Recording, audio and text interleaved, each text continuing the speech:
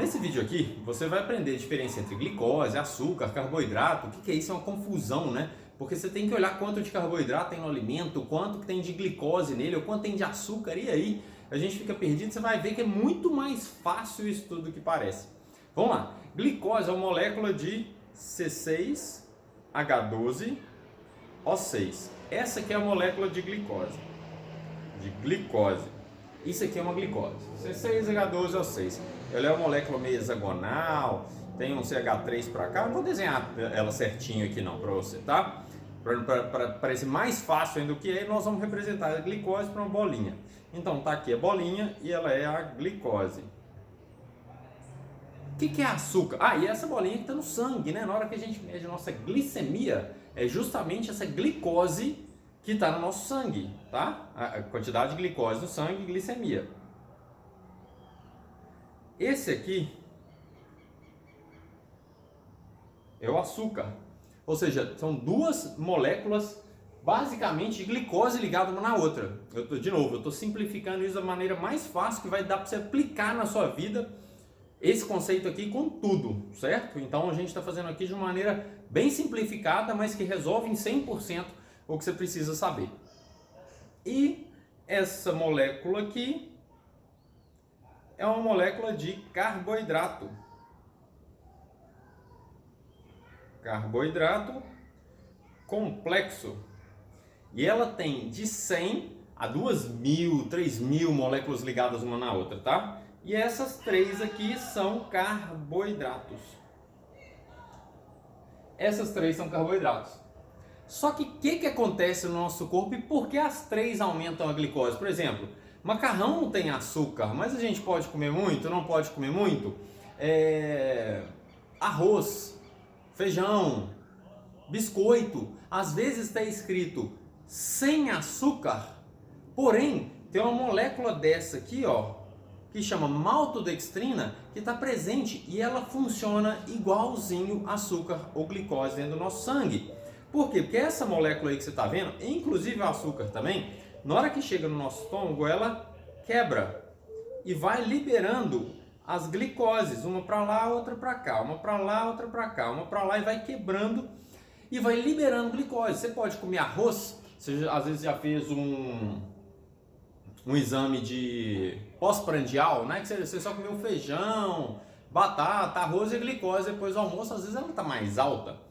Por que se eu não comia açúcar lá? Porque glicose, carboidrato e açúcar, esses três são a mesma coisa, essas bolinhas. É a mesma coisa. Então, se você comer muito carboidrato, né, no arroz, no macarrão, no pão, você está comendo glicose do mesmo jeito. Só que no alimento ela está toda juntinha. Porém, como eu disse, acontece dentro do nosso corpo essa quebra. E aí sai uma glicose para lá, outra para cá, e no sangue começa a subir o gráfico. Independentemente da gente não ter comido açúcar, entendeu? Então por isso que a parte mais importante da gente olhar no alimento é quanto de carboidrato que o alimento tem. O mais importante do que ser sem açúcar ou com açúcar é a quantidade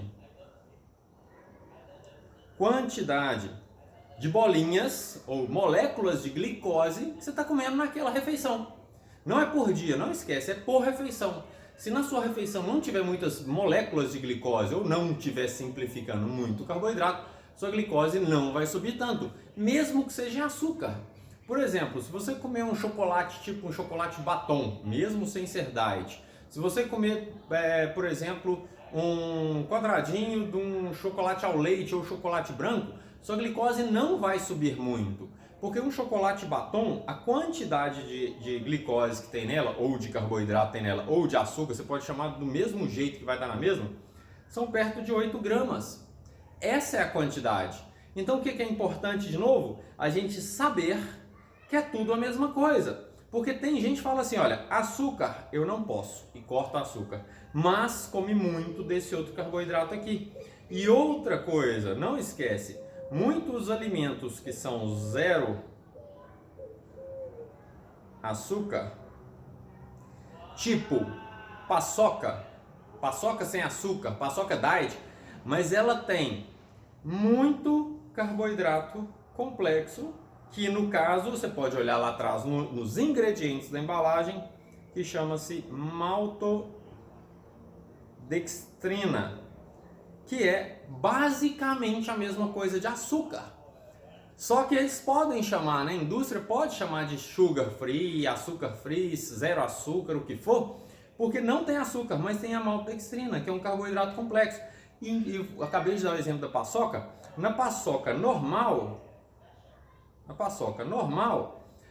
tem perto de 9 gramas de carboidrato no total. E na paçoca diet tem perto de 9 gramas de carboidrato.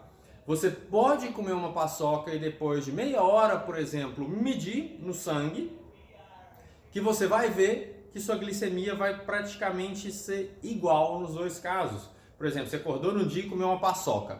Meia hora depois mede sua glicose. No outro dia você acordou, mediu a glicose antes para saber quanto que ela está, obviamente. E depois de meia hora da paçoca, você vai comer a paçoca diet e você vai ver que os valores são equivalentes.